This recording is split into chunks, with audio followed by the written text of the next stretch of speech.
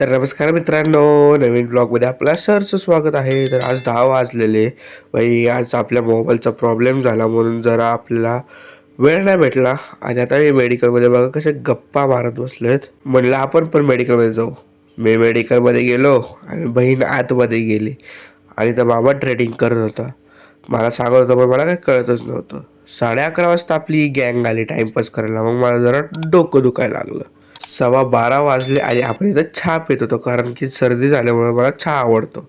मग बाई मेडिकलमध्ये बसलो जरा वेळ आणि नंतर बाबा मागणं जोक्स टाकत होता आतमध्ये.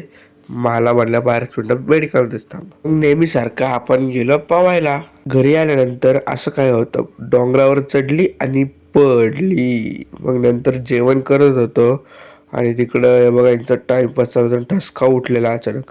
मग मामा इथं फेस रिव्हील करत नव्हता, म्हणत मग कॅमेरा माझ्याकडे नको करू. पण मी आहे आणि मी कॅमेरा डायरेक्ट मामाकडे फिरवला. मामा पण कॅमेरामध्येच बघत होता बघा.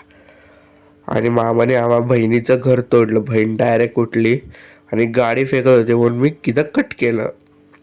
आणि आंब्याचं सीझन आहे, मग आंबा खायचा नाही असं कधी होईल का.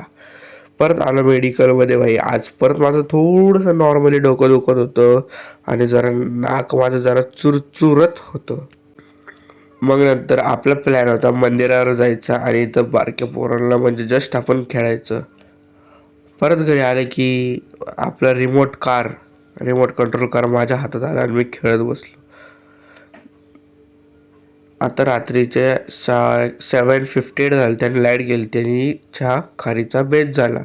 लाईट खूप गेली तेव्हा का भूत. आणि आमचा प्लॅन होता आज चार्ली चार्ली खेळायचा, पण तो काय सक्सेसफुल झाला नाही आणि आम्ही चोर चिट्ट्या खेळायला इथं आलो. चोर चिट्ट्या इथं खेळायला आलो पण चार्ली चार्लीचा प्लॅन फ्लॉप झाला. ते जरा ऐकून जरा खूपच मन दुखावलं माझं आणि मी लगेच घरी गेलो. घरी गेल्यानंतर आपलं खूपच गरम व्हायला लागलं म्हणून डायरेक्ट बनियनवरती उघडलो. आता बाहेर मी स्कूटीवर बसलेलो तेव्हा मामा वेदिका काय गप्पा मारत होते त्यांची त्यांनाच माहिती. नुसती मस्ती चालू होती. मग नंतर हे बघा कसं आहे विक्रम बेताल. आता आम्ही चाललो होतो जरा बाहेर वॉकिंगला कारण की आता बोर होत होतो आणि आम्ही निघालेलो बस स्टँडवरती. बस स्टँडवर पोचलेलो, मिरिंडा पिला आणि त्यानंतर मग असंच मामासोबत चाललो होतो. आणि रात्री 10:30 वाजल्या आणि इथं कोणीच नव्हतं, फक्त आपला डॉगेश होता आपल्यासोबत. मग नंतर इथं बसलेलो हायवेवरती आणि आता रात्रीच्या वाजले 10:30-11 वाजले आणि जेवायचा वेळ होता. चला आता इथेच थांबतो मी इथं आता आणि आपण भेटूया नेक्स्ट व्लॉगमध्ये. Bye bye.